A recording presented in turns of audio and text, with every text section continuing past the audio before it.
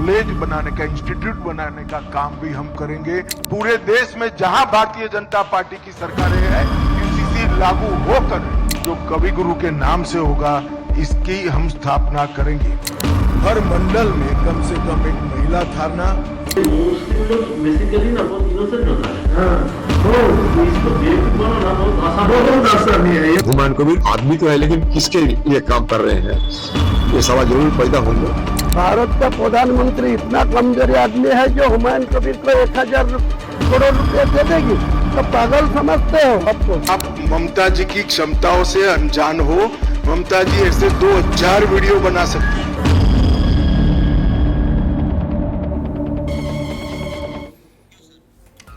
नमस्कार, मैं शेखर त्रिवेदी। सियासत में कहते हैं कि कोई परमानेंट दोस्त नहीं होता और ना ही कोई परमानेंट दुश्मन होता है। परिस्थितियां होती हैं जो व्यक्ति की दोस्त भी बन जाती हैं और दुश्मन भी। ये परिस्थितियां ही होती हैं, उसी के हिसाब से फैसले होते हैं। जब जिसको जहां अपना नफा नुकसान नजर आता है, उस हिसाब से वो आगे बढ़ता है। कुछ दिन पहले पश्चिम बंगाल में असदुद्दीन ओवैसी और हुमायूं कबीर, इन दोनों की पार्टियों के बीच में गठबंधन हुआ।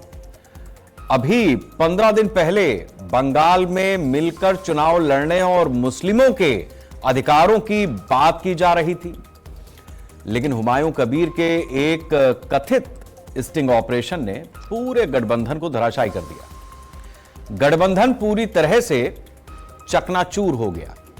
यह स्टिंग ऑपरेशन टीएमसी की तरफ से जारी किया गया, जिसमें यह दावा किया जा रहा है कि हुमायूं कबीर ने भाजपा के बड़े नेताओं के साथ टीएमसी को हराने के लिए 1000 करोड़ रुपए में डील की थी। स्टिंग ऑपरेशन आने के बाद बंगाल की राजनीति में तहलका मचा हुआ है। हुमायूं कबीर की पार्टी और भाजपा दोनों इसे टीएमसी नेताओं की हरकत बता रहे हैं, जबकि ओवैसी की पार्टी ने तो हुमायूं कबीर से अपना गठबंधन तोड़ लिया और बयान जारी कर दिया कि मजलिस किसी भी प्रदेश में मुस्लिमों के नाम पर किसी दल से कोई समझौता नहीं करती, जबकि मुस्लिमों के स्वतंत्र अधिकारों के लिए संघर्ष किया जाता है। फिलहाल जिस तरीके से कथित स्टिंग ऑपरेशन आया, इससे टीएमसी को फायदा हो सकता है। बंगाल में जिस तरह एम फैक्टर यानी मुस्लिम फैक्टर के बारे में चर्चा हो रही थी कि ओवैसी और हुमायूं कबीर के साथ आने से ममता बनर्जी को नुकसान होगा और हिंदू वोटर्स का ध्रुवीकरण होने से बीजेपी को फायदा होगा, फिलहाल अब पश्चिम बंगाल में समीकरण पूरी तरह से बदल गए हैं। इसी बदले हुए समीकरणों के बीच भाजपा ने बंगाल के लिए अपना भरोसा पत्र जारी किया है, जिसमें युवाओं से लेकर महिलाओं और किसानों से लेकर बेरोजगारों तक कई बड़े वादे किए गए हैं। भरोसा पत्र में घुसपैठ को भी एक बड़ा मुद्दा बनाया गया है, जिसके खिलाफ जीरो टॉलरेंस की नीति बनाकर काम करने का वादा किया गया है। महिलाओं और बेरोजगारों को 3000 रुपया महीना दिया जाएगा। सरकार बनने के 6 महीने में ही यूसीसी लागू करने का वादा किया गया है। भाजपा ने अपने भरोसे पत्र में यह भी कहा है कि सरकार आने पर सभी घुसपैठियों को डिटेक्ट किया जाएगा, डिलीट किया जाएगा, डिपोर्ट किया जाएगा। फिलहाल जिस तरीके की स्थिति पश्चिम बंगाल में बनी है, उससे मुसलमानों की क्रेडिबिलिटी पर बहुत बड़ा सवाल पैदा हो गया है। इसमें कोई दो राय नहीं है कि मुसलमान कभी किसका किस तरीके से इस्तेमाल करने के लिए अपने आप को हाजिर कर देगा या फिर राजनीतिक पार्टियां उसे मजबूर कर देंगी, यह अपने आप में एक ऐसा बड़ा सवाल है जिसे लेकर पश्चिम बंगाल सबसे ताजा उदाहरण पेश कर रहा है। हम आज बंगाल की इसी स्थिति पर चर्चा करेंगे कि कहां किसके हाथ क्या लगा है, किसके हाथ से क्या फिसल गया है। भरोसा पत्र कितना भरोसा पैदा कर रहा है और एक स्टिंग ऑपरेशन के सामने आने के बाद भरोसा कितना कमजोर हुआ है। लेकिन उससे पहले कुछ महत्वपूर्ण बयान। बंगाल को फिर से सांस्कृतिक पुनर्जागरण के साथ साथ आधुनिक इंडस्ट्री को लाएंगे, यहां की शिक्षा व्यवस्था को मजबूत करेंगे, रोजगार को सुनिश्चित करेंगे, घुसपैठिया मुक्त बंगाल बनाएंगे, घुसपैठ को रोकने का काम करेंगे और बंगाल को फिर से एक बार मजबूत औद्योगिक राज्य बनाने के लिए हम प्रयास करेंगे। यहाँ के किसानों के जीवन को सरल बनाने के लिए भी और यहाँ से मत्स्य पालन करने वाले भाइयों बहनों के जीवन को भी सरल बनाने के लिए हम काम करेंगे। ऐसा भरोसा मैं भारतीय जनता पार्टी की बंगाल इकाई की ओर से बंगाल की जनता को देना चाहता हूं। इन लोगों को पहले से ही पता था ये कहाँ से पैसा आ रहा था, कौन पैसा दे रहा था, इसका मकसद क्या है, हुमायूं कबीर का सबको पता था। क्योंकि ये लोग का काम है ये बीजेपी से हाथ मिला के ये जो मुस्लिम वोट है ये वोट को करना चाहते हैं ये लोग। ये इससे बड़ा गद्दार हुमायूं कबीर से बड़ा गद्दार कोई नहीं है। इनको वीडियो वायरल किया जो यूट्यूब 8 अप्रैल ओपन किया और फर्स्ट टाइम मेरा ये वीडियो वायरल किया तो 19 दिसंबर का वायरल कर रहा है। इतना दिन सीएम ममता बनर्जी क्या कर रहा है, क्या कर रहा है, साजिश था। इनको साजिश जवाब में हाईकोर्ट में ममता बनर्जी क्या इसमें शामिल है, क्या करेंगे ममता बनर्जी को साथ बीजेपी के अच्छा रिलेशन है, आरएसएस को है, ये दोनों मिलके मेरा खिलाफ ब्लंडर किया। पूरा देश जान रहा है इस बात को कि ममता जी को हटाने के लिए आज देश में तमाम समस्याएं हैं, बहुत समस्याएं, ज्वलन समस्याएं, जनता से जुड़ी हुई समस्याएं, उसकी तरफ भारतीय जनता पार्टी की न सोच है न निगाह है। आज निगाह तो है ममता जी को हटाने का, लोकतंत्र को खत्म करने की। ये देश के लिए अच्छी शुरुआत नहीं है, अच्छी बात नहीं है। तो पश्चिम बंगाल वैसे भी सबसे ज्यादा चुनाव के लिहाज से हॉट स्पॉट था, सबकी निगाहें पश्चिम बंगाल में थीं। जिस तरीके से भारतीय जनता पार्टी ने पिछले चुनाव में अपनी सीटों की संख्या में इजाफा किया, 75 तक वो पहुंची, उसके बाद इस चुनाव में सबसे ज्यादा उम्मीदें भारतीय जनता पार्टी को हैं कि उसकी सरकार बनाने की जो तमन्ना है पश्चिम बंगाल में वो इस बार पूरी हो जाएगी। दूसरी तरफ ममता बनर्जी हैं जिन्होंने एक के बाद दूसरी बार, दूसरी के बाद तीसरी बार अपनी जो विक्ट्री लाइन है उसको बड़ा किया है और पिछले 1.5 दशक में पश्चिम बंगाल को एक दिशा अपनी राजनीति के हिसाब से देने की कोशिश की है।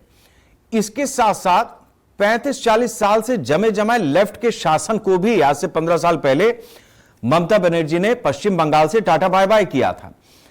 अब पिछले 50-55 साल में जिस तरीके से पश्चिम बंगाल में डेमोग्राफी बदली है, इसके साथ साथ जिस तरीके से मुस्लिमों को लेकर के पूरे देश में हर पार्टी अपनी तरह से दावा ठोकती है, उसको एक ऐसा वोट बैंक मानती है जो जत्थे के रूप में उनके पाले में अगर चला जाए तो उनकी सरकारें बनती हैं।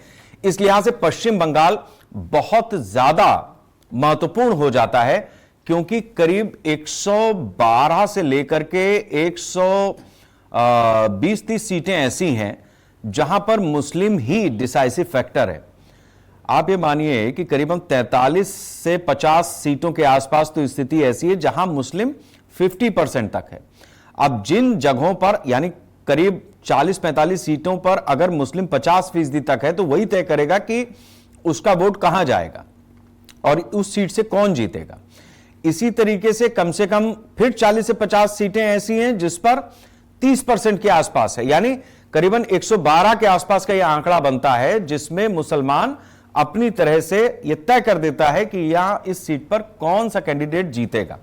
अच्छा, अब मुस्लिम जिस तरह से तय करता है वो अपने आप में एक बड़ा दिलचस्प पहलू है।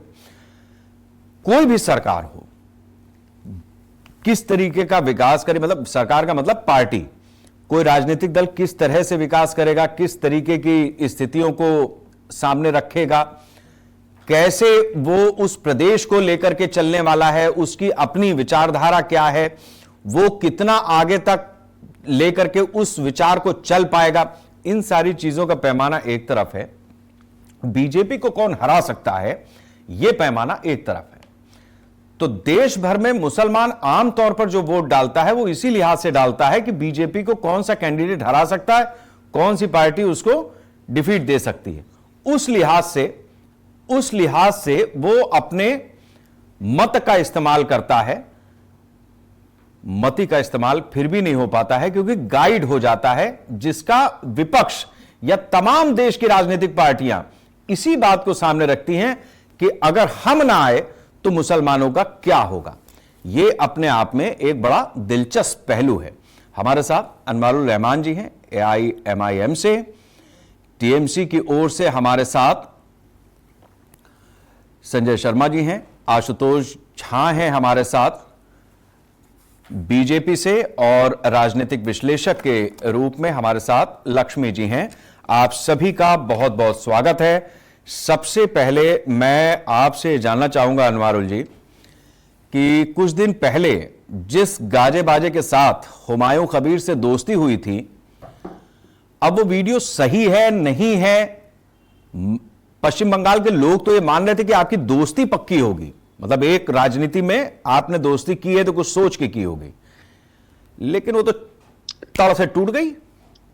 तो अभी सवाल आप पे भी ये उठ रहा है कि आप किसकी तरफ से खेल रहे थे? ममता बनर्जी की तरफ से खेल रहे थे, या हुमायूं कबीर के साथ खेल रहे थे, या फिर जैसा आरोप लगता है विपक्षी लगाता है, कांग्रेस लगाती है इस आरोप को कि AIMIM बीजेपी की बी टीम है?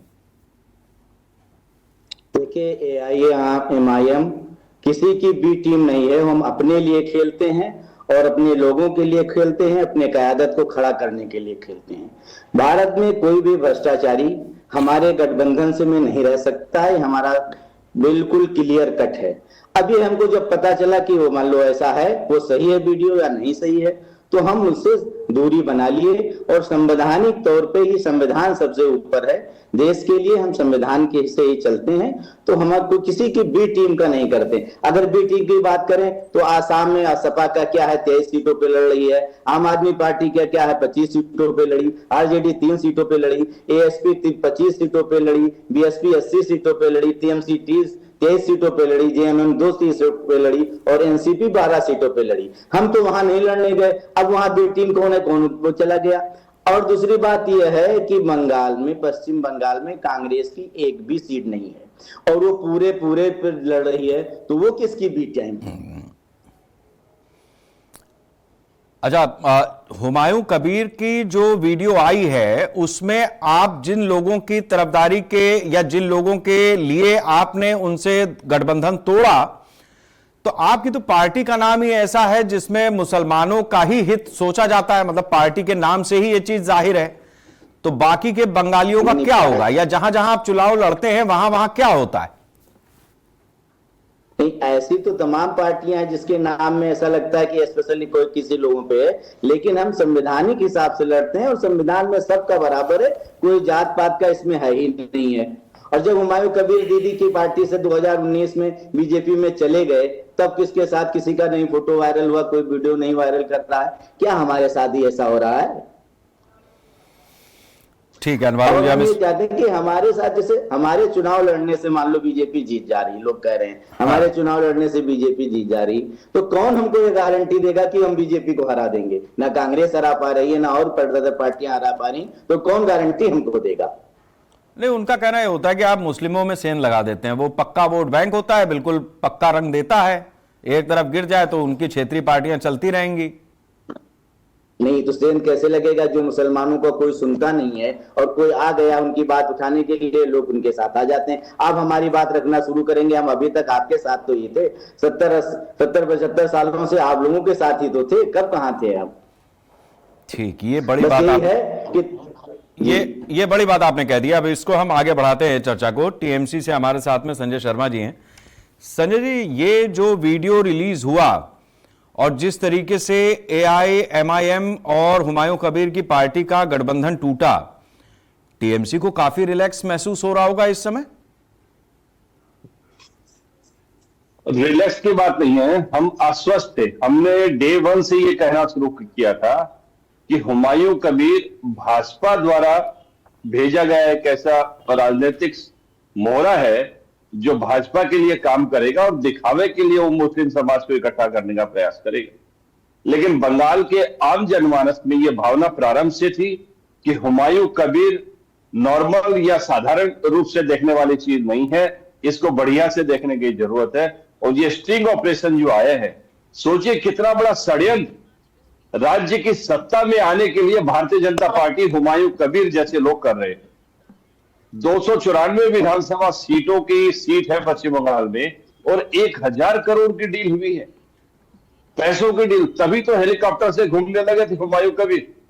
और इतनी बड़ी बड़ी बातें, आम जनमानस, बंगाल का मुस्लिम समुदाय का आम आदमी ये शुरू से ही मानने लगा था कि हुमायूं कबीर बीजेपी को एडवांटेज देने के लिए राजनीति में इस रूप में अवतरित हुआ है। और स्वाभाविक रूप से हम डे वन से कह रहे थे और वो बातें सामने आ गई। हम पहले भी आश्वस्त थे, बंगीय जनमानस में इनकी क्या छवि थी ये पहले से तय थी। भारतीय जनता पार्टी और हुमायूं कबीर जैसे लोगों को बंगाल की जनता कभी सत्ता में आने नहीं देगी। बंगाल संघर्ष की भूमि है, गणतांत्रिक आंदोलनों की भूमि है, स्वामी चैतन्य महाप्रभु की भूमि है, विवेकानंद जी की भूमि है, रामकृष्ण परमहंस की भूमि है। ऐसी भूमि में सांप्रदायिकता के बीज नहीं पनपते, यह भारतीय जनता पार्टी को मालूम होना चाहिए। और जिस कदर देश में उन्होंने एक अराजकता फैला दी है, एक अराजक व्यवस्था चालू कर दी है, आज हर संवैधानिक संस्थाओं को अपने शिकंजे में ले लिया है। संवैधानिक संस्थाओं के प्रमुखों को एक ब्लैंकेट प्रोटेक्शन दे दिया है कि वो जो भी गलत काम भारतीय जनता पार्टी के लिए करेंगे, कोई दूसरी पार्टी उन पर मुकदमा दर्ज नहीं कर सकती। लोकतंत्र में जैसी चीजें सोची तक नहीं जा सकती, उससे ज्यादा अति भारतीय जनता पार्टी ने कर दी है। और स्वाभाविक रूप से ऐसे तत्वों की सहायता से वो बंगाल की सत्ता को दखल करना चाहते हैं। सत्ता एक तो जनता का विश्वास हासिल करके प्राप्त की जाती है, जनता का समर्थन लेकर हासिल की जाती है। और ये लोग जनता को धोखे में रखकर, बरगलाकर, बांटकर, तोड़कर बंगाल की सत्ता में आना चाहते हैं। बंगाल, मैंने पहले कहा, आंदोलनों की भूमि है। और जननेत्री दीदी ममता बनर्जी ने बंगीय जनमानस के लिए जो संघर्ष किया है और राज्य की कल्याणकारी योजनाओं के माध्यम से प्राप्ति का आनंद जो बंगीय जनता को दिया है, बंगीय जनमानस को दिया है, सर्वधर्म संभाव के दृष्टिकोण को सामने रखते हुए, ऐसा एक भी एग्जाम्पल भाजपा शासित राज्य अपने राज्यों में दिखा नहीं सकते। यही कारण है कि इन्हें षड्यंत्रों की आवश्यकता पड़ी। और दुख और क्षोभ इसलिए है कि स्वयं प्रधानमंत्री कार्यालय इन षड्यंत्रों में लिप्त है। ठीक है, ये एक बड़ा आरोप है संजय जी, इस पर ही है। ठीक है, हम चर्चा आगे बढ़ाते हैं। चेहरा हमें देखने को मैंने इसीलिए कहा आपसे कि आज आप काफी रिलैक्स महसूस कर रहे हैं, बहुत कुछ है आपके पास बताने को। संजय जी, हम थोड़ा सा चर्चा आगे बढ़ाते हैं। प्रभिषेक सिंह जी भी हमारे साथ में जुड़े हुए हैं, कांग्रेस के प्रवक्ता हैं। प्रभिषेक जी, ये अभी अभी AIMIM की तरफ से आरोप लगाया गया कि इस बार पश्चिम बंगाल में कांग्रेस बीजेपी की बी टीम की तरह खेल रही है, कारण 294 सीटों पर आप चुनाव लड़ रहे हैं और आपकी स्थिति बंगाल में क्या है वो किसी से छिपी नहीं।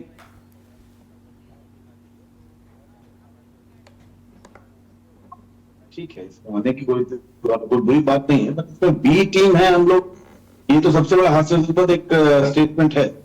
और ये जग जाहिर है और सालों से देखते आए, दुनिया देखते है, देश देख रहा है। हमारे जिस भी स्टेट में, जिस भी प्रदेश में भारतीय जनता पार्टी को कुछ मुसीबतें आती हैं मुसलमान वोटों के लेके, या कहीं पे ऐसी जगह जहाँ पे सांप्रदायिकता का खेल खेलना होता है, तो वहां पे ओवैसी जी को पैराशूट से उतार देते हैं। उनकी क्या भूमिका थी पश्चिम बंगाल में आज से पहले? ओवैसी साहब तो शायद किन्हीं फंक्शंस में या किसी न्योते में आए होंगे, किसी शादी में, शायद ही मुझे भी याद नहीं कभी आए कि नहीं आए, बट अचानक चुनाव आए तो कूद गए वो। और हालांकि ये जो आजाद जनता, आम जनता उन्नयन पार्टी है, उसका तो नाम भी तो बीजेपी से मैचिंग था, तो एकदम जाहिर चीज थी कि तो बी टीम उनकी ही थी। वो एक षड्यंत्र है, पूरी तरीके से तैयारी बना के दोनों लोगों को उतारा गया है। और वो पैसा, अब इन लोग ये लोग बताएंगे कि ये वीडियो सही नहीं है, एडिटेड है, वगैरह वगैरह, बहुत सारी बातें बताएंगे। देखिए वीडियो आया तो अभी सब इनकी सच्चाई खुल गई है। इनको सिर्फ इतना ही करना था, जो भारतीय जनता पार्टी चाहती है कि मुसलमानों का वोट को बंटवारा करते रहो, जिससे कि वो तो मुसलमान के खिलाफ है, वो तो सांप्रदायिक शक्ति के हिसाब से आगे बढ़ी रही भारतीय जनता पार्टी, तो बस वो किसी तरह तो मुसलमानों का वोट बढ़ जाए, वो कांग्रेस के पास या टीएमसी के पास या किसी अन्य दल के पास ना जाए। वो एक जैसे कहते हैं ना कि एक मुसलमान नेता की को खड़ा कर दो जिससे कि सारे मुसलमान तरफ घूम जाए, उनके सारे उनका रवैया बदल जाए, सारे लोग उस तरफ जाए, जितने ज्यादा कट जाए। तो साधारणतः कांग्रेस और तृणमूल का जो वोट बैंक नहीं कह सकते, बट एक अच्छी खासी तादाद में वोट हमें जो मिलते थे वो कम हो जाए, और यही भारतीय जनता पार्टी चाहती थी, वही हो ही रहा, वही कर रहे। और हम लोग, हमारी पार्टी के लोग, हम लोग हर जगह हमेशा ये बोलते आए हैं कि ओवैसी साहब एक पढ़े लिखे इंसान हैं, बैरिस्टर हैं, उनको इतनी तो शर्म होनी चाहिए कि संविधान में सांप्रदायिकता की कोई जगह नहीं है। ये जो हिंदू मुसलमान वाले, इनकी पार्टी में ही मुसलमान को जो फेवर करने का तो इनका शब्द इस्तेमाल करके रखा है इन्होंने। अगर गैर सांप्रदायिक पार्टी है तो वो हटा दे, साधारण नाम रखे। तो ये अनवारुल जी यही तो कह रहे थे, अनवारुल जी यही तो कह रहे थे कि चाहे कांग्रेस हो चाहे तृणमूल कांग्रेस हो, ये सब लोग असल में मुसलमानों की कोई खोज खबर लेते नहीं है, केवल सरकार बनाने के लिए वोट बैंक की तरह इस्तेमाल करते हैं। इसीलिए वो हैदराबाद से चल करके कभी पश्चिम बंगाल, कभी उत्तर प्रदेश, पता नहीं बिहार, कहां कहां जा रहे हैं और अपनी तरह से मुसलमानों को ये समझा रहे हैं कि असली रहनुमा ओवैसी हैं। और ये तो ओपन सीक्रेट है। अब ये तो अब बंगाल के मुसलमान से पूछ लीजिए, ये बंगाल का मुसलमान खुद बताएगा कि उसके रहनुमा ओवैसी साहब हैं या बाकी कोई भी और पार्टी है क्या। इससे पहले जब से ओवैसी साहब की पार्टी नहीं थी, इससे पहले क्या मुसलमान के इस देश में जितना नहीं थे, कि मुसलमान इस देश में धंधा नहीं कर रहे थे, कि उनके परिवार को फल फूल नहीं रहे थे, कि पढ़ाई नहीं कर रहे थे, सब कुछ तो है। क्या नहीं है, ओवैसी साहब आके करा देंगे, ऐसा तो नहीं हो सकता। सिर्फ ये यही इनका सिर्फ सिंपल सा फंडा है। जहां चुनावी राज्य जहां होता है, हमारे प्रचार मंत्री, मैं प्रधानमंत्री नहीं कहता, माफ करना, मैं बताना भूल गया था, हमारे जो प्रचार मंत्री वो लोग पूरे साल प्रचार मोड में रहते हैं, वो जहां जाते हैं वहां पहुंचे, उसके उनके ठीक आगे पीछे, थोड़ा आगे थोड़ा पीछे, ये पैराशूट से वैसी को उतार देते हैं। और एक नया बुलबुला आया था, ये हमारे उन्नयन पार्टी वाले, जिन्होंने मैचिंग करने की कोशिश तो की भारतीय जनता पार्टी से, पर वो पकड़े गए। अब वो फंडिंग लेके वो क्या कर रहे थे, वो किस भावनाओं को ठेस पहुंचाना चाहते थे, किस भावना को उत्तेजित करना चाहते थे, वो तो दुनिया के सामने आ चुका है, दुनिया के सामने आ चुका था, बहुत साफ हो गया। ठीक है, यानी बीजेपी, आप ये कह रहे हैं कि बीजेपी जिस तरीके से चुनाव को जीतना चाहती है, उस जगह पर कमोबेश हर पार्टी एक ही जैसी बात कर रही है। आशुतोष झा जी हमारे साथ में भारतीय जनता पार्टी के प्रवक्ता हैं।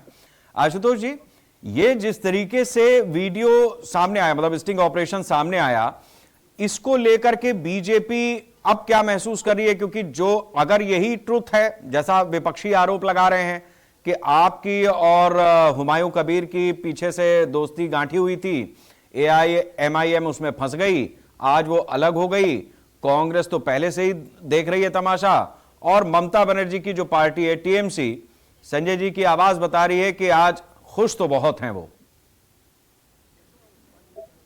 नमस्कार शेखर जी, देखिए अभी संजय शर्मा जी TMC के प्रवक्ता ने बड़ी बड़ी बातें की, सांप्रदायिकता नहीं आदि। आज भारतीय जनता पार्टी ने भी अपना घोषणा पत्र जारी किया जिसका नाम है भरोसा पत्र, और तृणमूल कांग्रेस ने जब जारी किया तो नाम रखा था इश्तेहार। तो कौन सांप्रदायिकता कर रहा है और किसके मन में क्या है वो साफ समझ में आता है। दूसरी चीज देखिए, पूरी जो लड़ाई है उसमें भारतीय जनता पार्टी कहीं पर स्टेक होल्डर है ही नहीं। इसका कारण है कि हम 51% के लिए लड़ रहे हैं और हम उसके लिए मतलब श्योर है कि कहां से हमारा 51% आएगा। ये वो 30% की लड़ाई है जिसके लिए ममता बनर्जी कभी खुले मन से कहती थी कि जो गाय दूध देती है हम उसका लाभ खाने के लिए तैयार हैं। और वो दुधारू गाय, वो दुधेलू गाय किसके संदर्भ में कहा जाता था? पश्चिम बंगाल की राजनीति को जो भी नजर में रखते वो रखते हैं। और जहां तक ये वीडियो की बात है, इस वीडियो पर तो हुमायूं कबीर के पार्टी के लोग ही पक्ष रख पाएंगे, लेकिन न्यूट्रली मैं जहां से देखा हूं तो तेलुगु सिनेमा की तरह जिस तरीके से हर सेकेंड उस वीडियो में उनका कपड़ा बदल रहा है लेकिन वॉइस वही है। तो आज AI का जमाना हो भी सकता है डॉक्टर टू, लेकिन यही हुमायूं कबीर जब तृणमूल कांग्रेस के विधायक थे तो कहते थे कि भागीरथी में सभी हिंदुओं को काट कर फेंक देंगे। तब तृणमूल कांग्रेस को सांप्रदायिकता नहीं दिखती थी हुमायूं कबीर के अंदर, वो विधायक थे और उनके खिलाफ कोई एक्शन नहीं लिया गया था पार्टी द्वारा। लेकिन आज वो तृणमूल कांग्रेस के खिलाफ गए तो परेशान है। और तृणमूल कांग्रेस चूंकि माइनॉरिटी वोट बैंक को अपनी भपौती मानती थी तो उसमें हल्का सा भी अगर कोई हमला होगा तो इन्हें तो दिक्कत होगा। पर अभिषेक सिंह जी कह रहे हैं कि कांग्रेस पश्चिम बंगाल में हिंदू मुस्लिम में नहीं मानती है। तो आपके अधीरदा मुर्शिदाबाद के मसीहा थे, यूसुफ पठान को उतारा TMC ने और आपको बता दिया वहां के जो माइनॉरिटी वोट बैंक ने कि किसके तरफ है, पठान के तरफ है या चौधरी के तरफ है, और आपके अधीर रंजन चौधरी जी को वहां पर हार का सामना करना पड़ता। इसलिए पश्चिम बंगाल की राजनीति को समझिए, कांग्रेस यहाँ पर रिलेवेंट ही नहीं है, सीधा सीधा बाइनरी है भाजपा और तृणमूल के बीच में। और तृणमूल का जो बेस है माइनॉरिटी वोट बैंक, उसके ऊपर अगर हल्का सा भी प्रहार होगा तो तृणमूल कांग्रेस छटपटा कर सामने आएगी, क्योंकि पिछले 15 सालों में इन्होंने लाया है ओबीसी में हिंदुओं के जगह पर मुसलमानों को भरना, और कितने तरह के तुष्टिकरण, कहा कई हजार से लेकर कई लाख करोड़ तक का बजट। यहाँ पर शिक्षा से बड़ा budget Shekhar ji minority development affairs को देती है पश्चिम बंगाल सरकार। तो इतना कुछ किया और अभी माइनॉरिटी वोट बैंक कट जाए, ये कैसे मान सकते हैं संजय शर्मा जी? तो ये खलबलाहट है। लेकिन भारतीय जनता पार्टी के पास विजन है। भरोसा पत्र में आज चर्चा इस पर होनी चाहिए पश्चिम बंगाल की राजनीति में कि अमित शाह जी ने जो भरोसा पत्र जारी किया है, भारतीय जनता पार्टी की जो विजन सामने आई है, वह पश्चिम बंगाल के लोग देख रहे हैं। ऐसे जो एआईएमआईएम या हो या एयूजेपी हो, इनकी गठबंधन टूटी बनी, इसका पश्चिम बंगाल की राजनीति में कोई रिलेवेंस है भी नहीं। सीधा सीधा टक्कर भारतीय जनता पार्टी दे रही है और भाजपा की सरकार बनेगी। इसके लिए पूरे पश्चिम बंगाल के लोग एकजुट होकर सामने मतदान करेंगे। देखिए, दो चीजें हैं आशुतोष जी। पश्चिम बंगाल की राजनीति, क्या देश की राजनीति को हम लोग भी अपनी तरह से कवर करते हैं, समझते हैं। 2-3 कॉन्सेप्ट हमारे बहुत क्लियर हैं। आप लोग प्रवक्ता हैं, अपनी बात अपनी पार्टी की तरफ से रखेंगे, लेकिन एज ए जर्नलिस्ट हम लोग भी चीज़ों को ऑब्जर्व करते हैं। 2 चीज़ें हैं। एक तो ये है कि हुमायूं कबीर वो अलग अलग पार्टियों से होते हुए अपनी आज पार्टी बनाए हैं। उसमें कांग्रेस भी शामिल है, टीएमसी भी है, आप भी हैं, और उन्नयन पार्टी जो उनकी अपनी पार्टी है वो भी है। अब तो एआईएमआईएम को भी उन्होंने छू ही लिया है, तो वो भी अब गठबंधन तोड़ दें अलग बात है, लेकिन वो भी उनको भी छू लिया गया है। एक चीज ये है। दूसरी चीज ये है, जिस भरोसे पत्र की आप बात कर रहे हैं, उस भरोसे के पत्र में युवाओं को, महिलाओं को, बहुत सारे अलग अलग तबकों को यह बताया गया है कि सरकार बनने के साथ ही किस तरीके से उनके अकाउंट में डीबीटी ट्रांसफर होगा। साथ साथ यह भी बताया गया है कि यूसीसी पूरी तरीके से लागू होगा, जो घुसपैठिए हैं उनको किस तरीके से बाहर किया जाएगा। तो ये जब आप विजन रखते हैं तो इसमें निश्चित रूप से बंगाल के भीतर एक तरह का ध्रुवीकरण तो आपकी तरफ से भी पैदा होता है, ऐसा विपक्ष आरोप लगाता है। देखिए, जब पश्चिम बंगाल सरकार के शहरी विकास मंत्री फिरहाद हकीम, जो पार्टी में सेकंड इन कमांड माने जाते हैं आज के समय में, जब उनके मुंह से ऐसे ऐसे बयान आते हैं कि जिन्होंने इस्लाम में जन्म नहीं लिया वो दुर्भाग्य है, ऐसा उर्दू में कहे थे, वो शब्द मैं ठीक से नहीं कह पा रहा हूं। जब वो कहते हैं कि एक समय आएगा जब पश्चिम बंगाल की 50% जनता उर्दू बोलेगी, तो उसके बाद भारतीय जनता पार्टी ध्रुवीकरण करे या नहीं करे, लेकिन जो आम बंगाली समाज है वो तो इन चीजों को देखता है ना कि तृणमूल कांग्रेस का क्या स्टैंड रहता है इन चीजों पर, तो इसीलिए ध्रुवीकरण अपने आप हो जाता है। लेकिन चूंकि तृणमूल कांग्रेस आज तक मानती थी कि इकलौता हकदार है वो माइनॉरिटी वोट बैंक की, लेकिन आज माइनॉरिटी वोट बैंक को ऐसा लग रहा है कि यदि विकास नहीं हो रहा है तो उसमें तो माइनॉरिटी वोट बैंक भी ठगी जाती है ना। जब हाईकोर्ट 26,000 नौकरियों को बर्खास्त करता है करप्शन के आरोप में, तो 26,000 में कई मुसलमान युवा भी तो होंगे, उनकी जिंदगी भी तो दांव पर रखी गई ने। तो आज मुसलमान समाज भी देख रहा, माइनॉरिटी वोट बैंक भी देख रहे कि 15 सालों से हमें केवल झुंझुना के रूप में यूज किया गया। वो जब सामने आकर अपना एक नया नेतृत्व देख रहे हैं तो इन लोगों को खलबलाहट मची कि वो और किसी। चलिए ठीक है, हम लक्ष्मी प्रसाद जी से जरा विश्लेषण करवाते हैं। लक्ष्मी प्रसाद जी, मैं आपसे जानना चाहूंगा कि वो ठीक है, आशुतोष जी अपनी तरह से माइनॉरिटी की बात कर रहे हैं, बाकी पार्टियां हिंदुओं की बात कर रही हैं, माइनॉरिटीज की बात कर रही हैं, लेकिन अपना एक अनुभव है कि देखिए माइनॉरिटी आमतौर पर, माइनॉरिटी मतलब मुसलमान वोट वहां पर देता है टैक्टफुली, उस कैंडिडेट को जाता है जो बीजेपी को हरा सके। ये एक ओपन सीक्रेट है। और उसकी भी लाव लश्करी ऐसे हो जाती है कि मस्जिदों से मौलाना ये रातों रात बता देते हैं कि किस तरीके से कौन सा कैंडिडेट है जिसको आपको वोट देना है। तो मौलवियों मौलानाओं की भूमिका चुनाव के समय पर बड़ी महत्वपूर्ण हो जाती है, और पश्चिम बंगाल जैसे राज्य में तो और ज्यादा, और वो भी तब जब उनकी तनख्वाह बढ़ गई हो तो और ज्यादा। तो ऐसे में ये जो पूरा खेल पश्चिम बंगाल में चल रहा है, उसमें आपको कितना समझ आ रहा है कि कांग्रेस हो, चाहे एआईएमआईएम हो, चाहे टीएमसी हो या बीजेपी हो, वो दरअसल जनता के बीच में अपने मुद्दों पर लड़ रहे हैं। चुनाव तो हिंदू मुसलमान पर ही हो रहा है।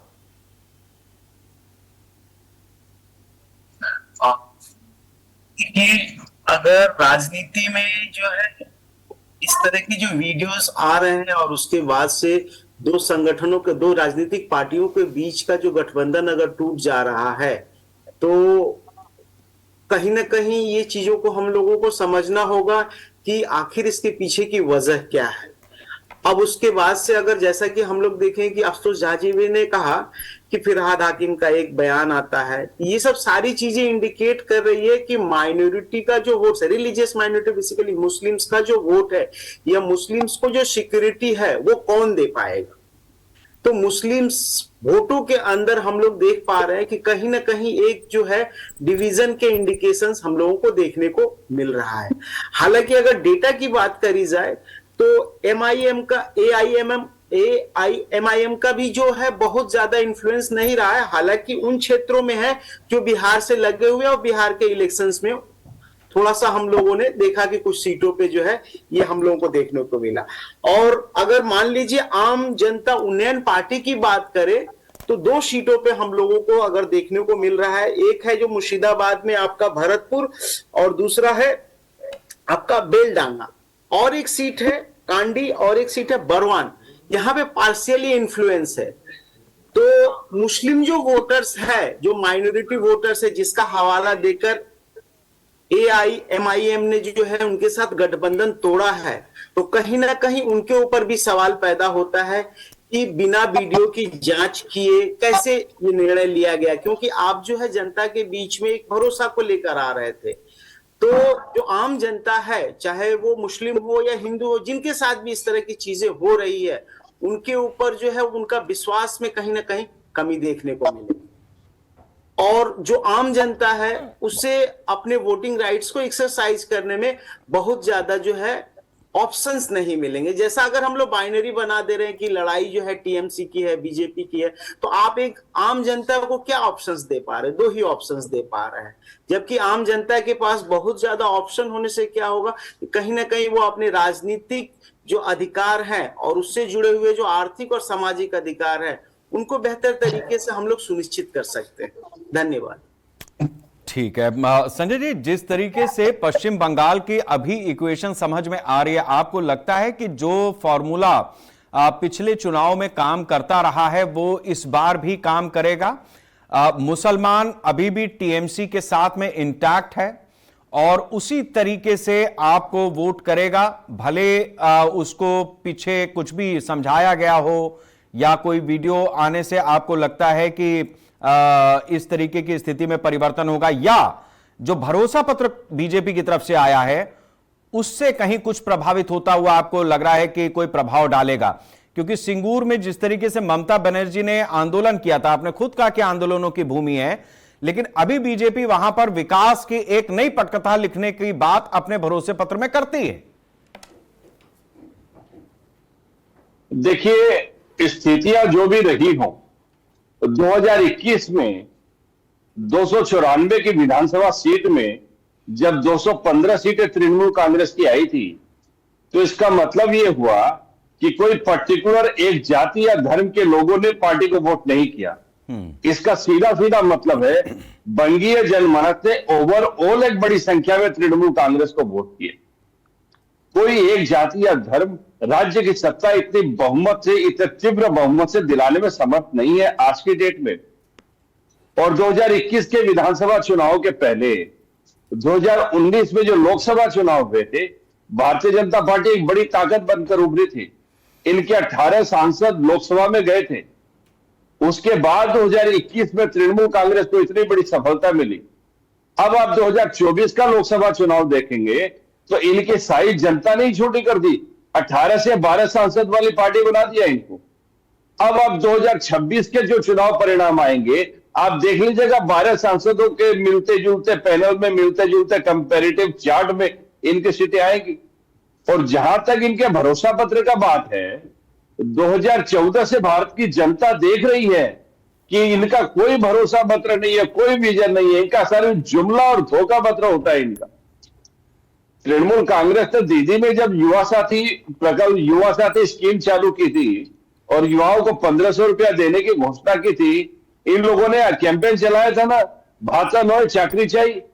जब युवाओं ने इनके कैंपेन को सपोर्ट नहीं किया, आज वो वही स्कीम ये कह रहे हैं कि हम 3000 रुपए देंगे युवा बेरोजगारों को, महिलाओं को 3000 रुपए देंगे। अरे आप किसको बेवकूफ बना रहे हैं भाई?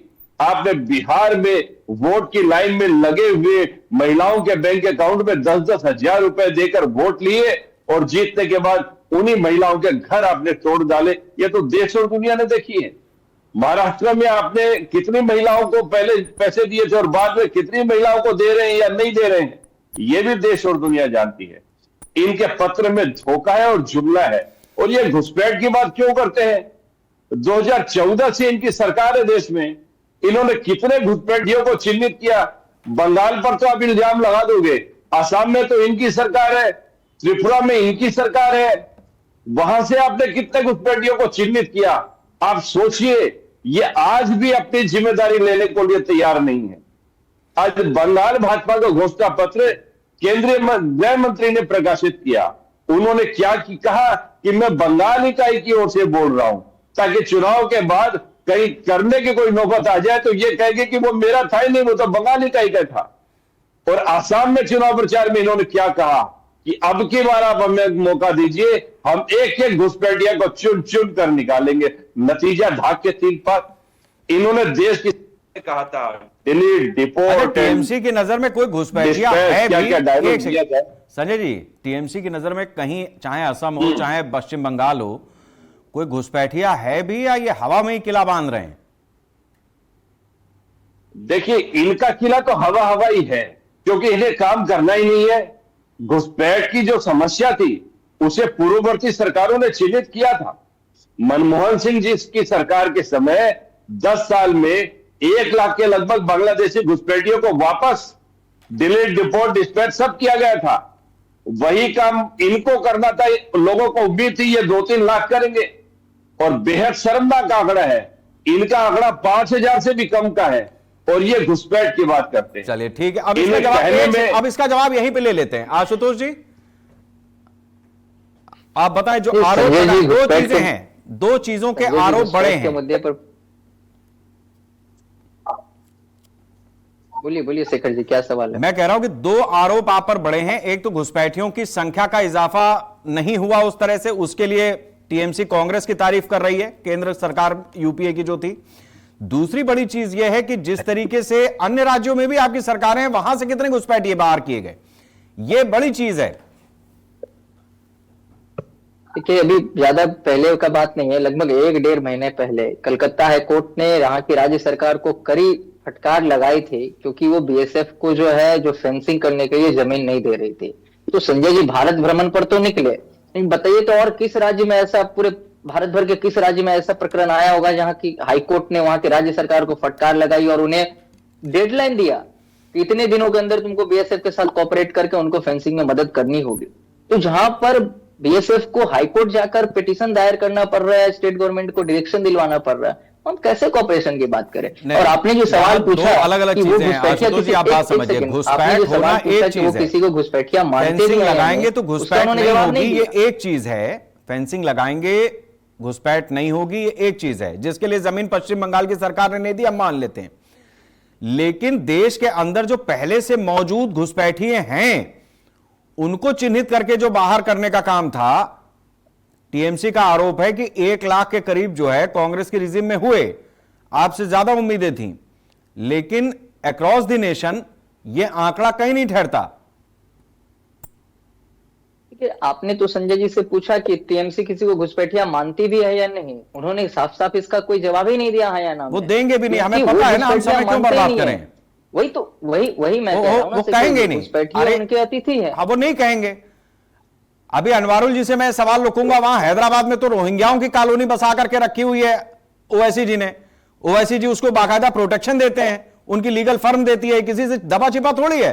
क्यों अनवारुल जी, है ऐसा कि नहीं है? नहीं, ऐसा कुछ नहीं है। और भाजपा का जो ये बता रहे हैं कि भरोसा पत्र है, भरोसा पत्र नहीं है, जुल्मों पत्र पे निकलता है। आप जिस चीज से इनकार कर रहे हैं, ओवैसी का कोटेड बयान है वो। उन्होंने कहा है कि रोहिंग्या कहां जाएंगे अगर यहां शरण नहीं पाएंगे तो। मजहब के नाम पर हम जुल्म सितम नहीं करते, मजहब के नाम पर हम जुल्म सितम नहीं करते। अरे मजहब के नाम पे ये भी नहीं हो रहा है ना कि ईरान, तुर्की, इराक, पाकिस्तान सब जगह का उठा करके यहीं भर लें। वतन की मिट्टी। नहीं, अनवारुल जी बात समझिए, मुसलमान के नाम पर, मजहब के नाम पर यह संभव नहीं है कि हिंदुस्तान को धर्मशाला बना दिया जाए कि रोहिंग्या अपने देश में पिटे तो यहां आ जाए, बांग्लादेश में पिटे तो यहां आ जाए, पाकिस्तान में पिटे तो यहां आ जाए। ये नहीं संभव है, संविधान से ही चलता है। अरे संविधान का आप नाम लेते हैं, मानते तो एक कुछ चीज नहीं है। और क्यों नहीं मानते? संविधान में पूरे तो संविधान यूसीसी है, मानते, यूसीसी मानेंगे संविधान क्या? ऐसा मैं नहीं कह रहा हूं, मानेंगे। बीजेपी कहती है। नहीं नहीं, हम थोड़ी कह रहे हैं, हम तो मॉडरेट कर रहे हैं, बीजेपी कह रही कहती है। तो अब वो कहने दीजिए उसे कहने का, लेकिन वो प्रूफ तो करे, क्या करते हैं वो कहते तो कहती है। बताइए आशुतोष जी। रहते हैं ना। नहीं, अच्छा लगा कि एआईएमआईएम के प्रवक्ता कह रहे कि वो संविधान मानते हैं। तो संविधान में तो directive principle of state policy में क्लियरली लिखा है कि भारत सरकार यूसीसी के लिए काम करे। ये मानेंगे भी यूसीसी आएगी तो। भारतीय जनता पार्टी ने यूसीसी का ये दिया है अपने भरोसा पत्र में। तो कहे रहमान साहब कि हम भी यूसीसी के समर्थन में, भारतीय जनता पार्टी का जो यूसीसी का ये वादा है वो हम भी मानते। उस समय इनका संवैधानिक जो ढांचा है वो टूट जाता है, ट्रेनिंग में ले आएंगे, लेकिन मान लीजिए अगर संविधान का ढाल बनाकर अब आप बताइए, यूसीसी का समर्थन करता हूँ। संवैधानिक है तो, संविधान में है तो, आर्टिकल 44 में कहे कि हम मानते हैं यूसीसी को। अनवरुल साहब, अब वही बात हुई कि लश्कर भी तुम्हारा है, सरदार भी तुम्हारा है, तुम झूठ को सच लिख दो तो अखबार भी तुम्हारा है। खूने मजलूम ज्यादा हम बहने नहीं वाला, जुल्म का दौर बहुत दिन अब नहीं चलने वाला। नूर आएगा, तुम सुनाओ अगर वो तुम मुझसे जरूर आएगा। संविधान में यूसीसी का जिक्र, आप यूसीसी को मानते हैं? ठीक है, मैं प्रभुषेक जी के पास जाता हूं। अभी रोक देते हैं इस चीज को, थोड़ा सा कांग्रेस के पास होकर के आते हैं। प्रभुषेक जी, जिस तरीके की स्थिति है उसमें आप पश्चिम बंगाल के चुनाव में किस जगह पर खुद को पा रहे हैं? अधीर रंजन चौधरी, यह बात तो सही है कि अधीर रंजन चौधरी ने बड़ी तकलीफ भरी भाषा में और हृदय से यह बात कही थी कि एक पठान आ गया तो चौधरी को भूल गए मुर्शिदाबाद के लोग। नहीं, ऐसा कुछ नहीं, ये शायद कुछ गलत तरीके से दिखाया गया लोगों को, ऐसा कुछ उन्होंने नहीं कहा। तो देखिए, राजनीति में जीत हार तो लगी रहती है। अब अधीर चौधरी को कहा जाए कि अधीर चौधरी हार गए हैं तो ये एक दूसरी बात होती है, लेकिन ये भी कहा जा सकता है कि एक ही इंसान जीतेगा, दूसरा तो हारेगा। तो अधीर चौधरी के मन में ऐसा कुछ भी नहीं था कि अधीर चौधरी पठान आके हरा दिया। ऐसा कुछ नहीं, राजनीति की लड़ाई है, अपनी अपनी सोच विचारधारा की लड़ाई है। अधीर चौधरी वहां के लिए क्या है वो हमारे जैसे लोगों से ज्यादा बेहतर शायद कोई नहीं जानता है। वो ठीक है, एक बार हो गया है, तो बहुत बड़े बड़े नेता हार चुके हैं चुनाव, तो अधीर चौधरी भी हार गया, तो कौन सी बड़ी बात है। रही बात भारतीय जनता पार्टी की, भारतीय जनता पार्टी या तृणमूल कांग्रेस की, देखिए दोनों ही दल देखा जाए, एक तो देश में सत्ता में है और एक प्रदेश में सत्ता में। देश में जो सत्ता से 12 साल से चला रहे हैं तो उनको भी गरीब बने बेरोजगारों को पैसा या वगैरह वगैरह बहुत सारी रेवड़ियां बांटने का जैसे होता है कि चुनावी रेवड़ियां बढ़ती वो तो बढ़ रही है। कहीं भी बोलते ना कि उन्नति, और बता रहे हैं पोर्ट का वापस से तैयार करेंगे, हल्दिया पोर्ट को, अभी तक क्यों नहीं कर रहे थे साहब? अब तो सेंट्रल गवर्नमेंट में पोर्ट तो पूरे देश की एक ऐसी दिल में बैठा हुआ ऐसी चीज है जहां से एक पोर्ट से पूरे देश में, पूरे एक प्रदेश से माध्यम से होते हुए पूरे देश में सामान आता जाता है। उसका अगर आप उसको रिनोवेट कर रहे थे, उसको बेहतरी की तरफ ले जा रहे थे, तो अभी तक क्यों नहीं किया था? कल कारखाने लगाएंगे, जूट की फैक्ट्रियां थे, जूट का इस्तेमाल ज्यादा बढ़ाएंगे, तो बंद क्यों करवा दिया था? भाई साहब, मैं तृणमूल कांग्रेस के लोगों से पूछना चाहता हूँ, लोगों ने बंद क्यों करवा दिया? बंद हो रही थी तो उनमें वापस जान क्यों नहीं फूकी गई? वो चीज वहीं क्यों छोड़ दी गई? अगर कल कारखाने बंद हुए, आज बंगाल का युवा, बंगाल के शिक्षित लोग जो भी हैं, अब वो बंगाल छोड़ रहे हैं, क्यों? सरकारों से परेशान हो गए। हमारे देश में नौकरियां नहीं है, नौकरियां दीजिए, नौकरियां नहीं दे पा रहे हैं, 3,000 रुपए दे देंगे। ठीक है, देश की बात नहीं करते, पश्चिम बंगाल का जो सवाल है उस पर संजय जी से जवाब ले लेते हैं। आज हम बंगाल पे ही हैं, संजय जी। जी, पश्चिम बंगाल में लोग छोड़ रहे हैं बंगाल को, नौकरी नहीं है, काम नहीं है, ऐसे आरोप कांग्रेस की तरफ से टीएमसी पे लगाए गए। कांग्रेस ये सब आरोप लगा सकती है, कांग्रेस कुछ भी कह सकती है, चुनाव में ये मैदान में है और भाजपा के साथ, सीपीएम के साथ कंबाइंड फोर्सेस के रूप में इन लोग खड़े हुए हैं। लेकिन जहां तक बंगाल की बात है, 2011 में 34 वर्षों के वाम शासन के बाद जो बंगाल की सत्ता हमें विरासत में मिली थी, किस हाल में थी ये आप भी जानते हैं, मैं भी जानता हूं। अब उसके लिए उनको कोस के तो कोई फायदा नहीं है। 34 साल की वाम अराजकता के दौर में हमने क्या क्या जुल्म और सितम देखे हैं, ये तो सारी दुनिया जानती है। उसके बाद हमने काफी प्रगति की है। 2011 में जितने हमारे पास कंपनियां रजिस्टर्ड थी, आज हमारे पास उससे डबल से भी ज्यादा कंपनियां रजिस्टर्ड है और काम कर रही है। रोजगार के मुद्दे पर हमने काफी काम किया, काफी रोजगार हमने दिए हैं, अभी और हासिल करना है। और बंगाल से कोई बाहर नहीं जा रहा है। आजकल ग्लोबलाइजेशन का जमाना है, जिनको जहां सूट करता है वो कॉर्पोरेट सर्विस वगैरह, सॉफ्टवेयर सर्विस वगैरह करने के लिए लोग जाते हैं। राजा हाट में पूरा का पूरा एम्पायर हमने, साम्राज्य हमने खड़ा कर दिया है। हजारों की संख्या में लोग आके वहां काम कर रहे हैं। आज बंगाल का आम छात्र भी काफी संख्या में वहां सॉल्ट लेक वगैरह में सब जगह बड़ी बड़ी कंपनियां वहां काम में लगा हुआ है। सेमीकंडक्टर की एक बड़ा प्लांट लगने जा रहा है। ठीक है संजय जी, मैं आता हूं आपके पास। प्रभुशेख जी कुछ कह रहे हैं। प्रभुशेख जी अपनी बात रखें। साहब आप बता रहे हैं कि आप लोगों ने बहुत सारे कल कारखाने लगाए, इंडस्ट्रीज लगाई हैं। मुझे जरा बताएंगे, सिर्फ एक ही पूछूंगा, अगर आपको तकलीफ ना हो, उसके बाद शायद आप उसका जवाब ना ही दे पाए। टाटा की नैनो की फैक्ट्री यहाँ लग रही थी, ममता बनर्जी उसको लगने नहीं दिया था। उसके बाद वो जाके कहीं और लगी और टाटा की नैनो की फैक्ट्री चल रही है। शायद सबसे बड़ा धक्का वही था। उसी के माध्यम से तो वो सरकार वहां भी बंद हो गई, वहां भी बंद हो गई। करते हैं आप, अगर कांग्रेस के ऊपर इल्जाम लगाते हैं कि हम लोग, हमारी पार्टी सीपीआईएम और भारतीय जनता जमीनी पार्टी के काम कर रही है, वो सिंगूर का आंदोलन तो विश्वप्रसिद्ध आंदोलन हुआ। हम उसमें क्या मांग कर रहे थे? हम उसमें फैक्ट्री बंद करने का मांग कर रहे थे। ठीक संजय जी और प्रभुशेख जी दोनों लोगों की बातें समझ ली हैं। जनता बहुत होशियार है। लक्ष्मी जी के पास हम जाएंगे। अब चर्चा के आखिरी हिस्से में हम धीरे धीरे जा रहे हैं। लक्ष्मी जी, जिस तरीके की बात यहां पर सामने आ रही है, उसमें विकास आपको लग रहा है कि पश्चिम बंगाल में कोई बड़ा मुद्दा है इस तरीके का, या आपको लग रहा है कि जिस तरीके से घटनाक्रम घूम रहा है उसमें सियासी दल सिर्फ इस बात की चिंता करें कि टर्नआउट कितना कर पाते हैं, टर्नआउट कितना होता है उनका, वोटर घर से बाहर कितना निकलता है, केवल कंसंट्रेशन इसी बात पर रह जाएगा उस दिन? आप एकदम बिल्कुल सही कह रहे हैं कि जितनी भी राजनीतिक पार्टियां जो है वो संख्या पे ही बात कर रही है। रहा विकास पश्चिम बंगाल का या फिर यहाँ के लोगों का या फिर यहाँ के युवाओं का, महिलाओं का, ये सारी पार्टियां जो है अपने अपने स्तर पे दावे को करती रही हैं, लेकिन जमीनी हकीकत और दावों में काफी हद तक आपको जो है डिफरेंसेस देखने को मिले। तो मुद्दा जो है ये चला जा रहा है कि कौन जो है किस लेवल पे किसी एक समुदाय को प्रोटेक्शन दे पाता है, या फिर कैसे उनका वोट को ले पाता है, या फिर दूसरी अन्य जो पार्टियां हैं कैसे दूसरे अपने समुदाय को एक साथ वोट के साथ ला सकते। चलिए ठीक है, ये सारी चीजें ही जो रह गई। ठीक है अनवरुल जी, अपनी बात सिर्फ 30 सेकंड में कह दीजिए, मेरे पास ज्यादा समय नहीं बचा। कहना चाहते हैं कि काश मेरे मुल्क में ऐसी फिजा बने, काश मेरे मुल्क में ऐसी फिजा बने, मंदिर जले तो रंज मुसलमान को हो और पामाल न होने पाए मस्जिदों की आबरू, ये फिक्र मंदिरों के निगहबान से हो। धन्यवाद। ठीक है आशुतोष जी, आखिरी 30 सेकंड आपके पास कि क्या आपको लग रहा है कि जो भरोसा पत्र अब की बार भारतीय जनता पार्टी की तरफ से रखा गया है पश्चिम बंगाल में, वो 75 से उठा करके आपको 150 तक पहुंचा देगा? जी बिल्कुल, देखिए हम इसलिए आश्वस्त हैं क्योंकि आज के भरोसा पत्र में युवा हो, कृषक हो या फिशरमैन हो जो मछली पालन के व्यवसाय करते हैं, महिलाएं हो, स्टूडेंट हो, जो भी हो, उन सभी वर्गों को टच करने का काम किया गया।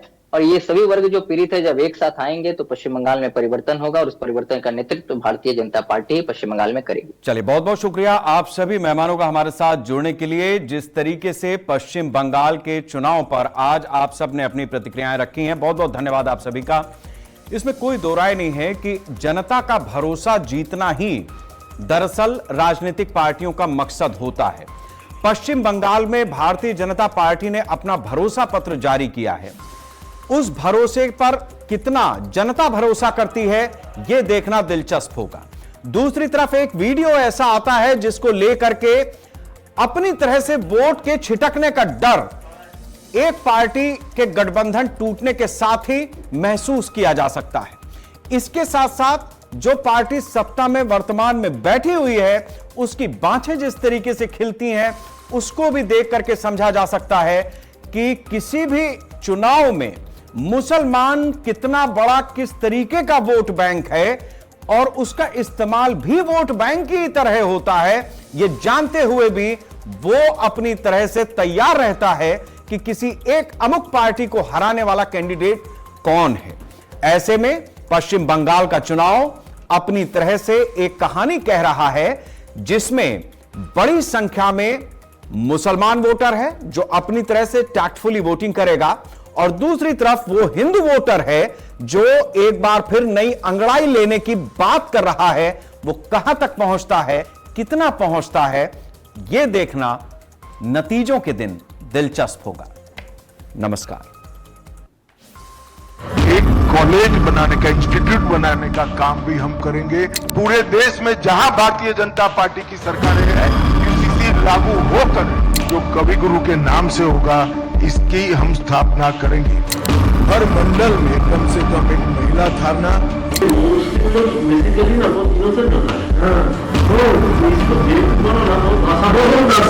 हुमायूं कबीर आदमी तो है, लेकिन किसके लिए काम कर रहे हैं, ये सवाल जरूर पैदा होंगे। भारत का प्रधानमंत्री इतना कमजोरी आदमी है जो हुमायूं कबीर को 1000 करोड़ रुपए दे देगी, तो पागल समझते हो आपको? आप ममता जी की क्षमताओं से अनजान हो।